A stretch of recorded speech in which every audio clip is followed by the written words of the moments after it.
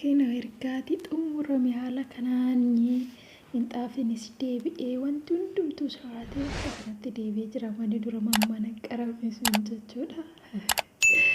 Akkuma walseentanii qubni keessaan iddoo sabiskiraayib jedhurraa haa qabatu. Akkasumas immoo laayik, sheer, koomentii yaada qabdan immoo saanduqaa koomentii jaalatti naa barreessuu hin dagatinaa isiniin jedha. Oolmaa koo har'aa yookiin immoo oolmaa koo har'aa isa keessa iddoon itti mana qulqulleessu jechuudha. Na dhugaa maatii tahaa please subscribe godhaa isiniin jedhaan baay'een isin jaaladha. Inni biraa immoo gaafa akkasii uffadhee jedhu maanni jechuun keessan inni ol baay'ee qorraa ala qorraatiif jedhee yuunifoormillee kaawwadhe garuu kootii irraan immoo kootiin nan darrafadhe jechuudha. Ala saniin baay'ee qorraa. Kanaafin akka kanatti uffadhee walirraan dararratee yaa gisee sochii godhanii mana keessa olii gadi gudgud jedhan namatti hino'a jechuudha. Sanaafidha malee haala kanaan baay'ee qorraa haala qilleessatii wal qabatee akka kanatti uffadhee akka gaabii isin ittiin taa'anii isin jechuutiin barbaada.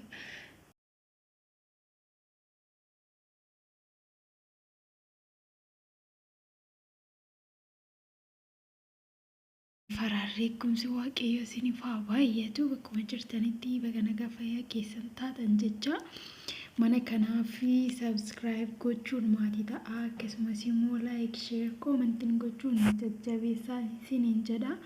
Dhugaa wanta ulfaatu miti subscribe gochuun like innis akkasuma jechuudha. Walaa jajjabeessinuu isiniin jedha. Har'a mana qulqulleessuudhaaf viidiyoon koo baay'ee dheerata. Waaqa kara sa'aatii lamaatidha. Kanaaf haala kanaan keessa mummureetoo kan inni jedhee isiin jedha. Warra kotiin istiidiyoon keessa Akaassiti Mana Madaami keessa ta'e walaa jabeessinu jechuun isinitti himuutii barbaada.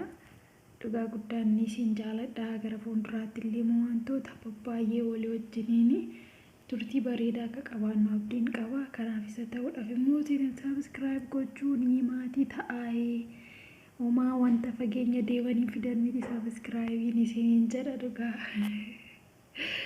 Innaa ani giseen soofaa kakkaasu humnaan oliin fuudhu jechuudha. Suuta kananii lafarra harkisu. Akka namniineef dhugaa jechuudha. Of eeggannoodhaan godhaa yookiin viidiyoodhaaf jedhee wanti nuuf fuudhee baay'een jiru.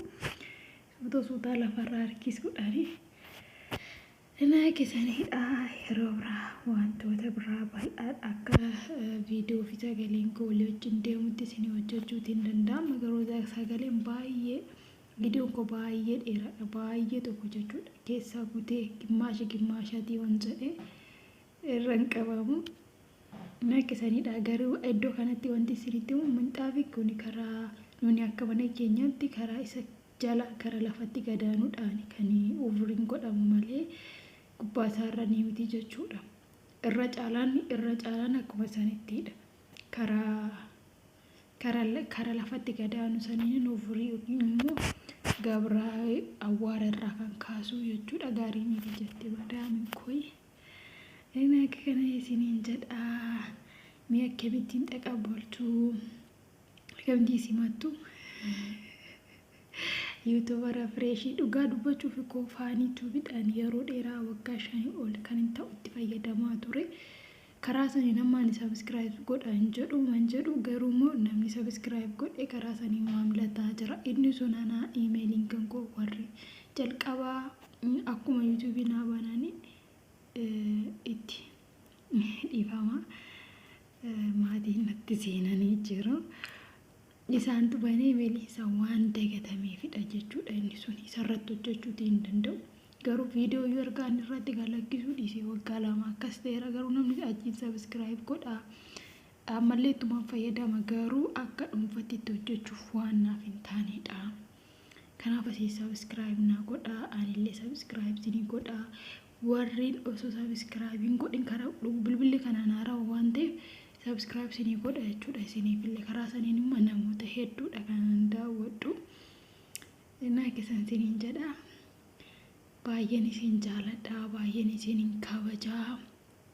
Isiin wanti isinirraa eegamu subscribe gochuun akkasumas immoo like, share gochuun commentis osoo naa kennitanii guddaa natti tola jechuudha.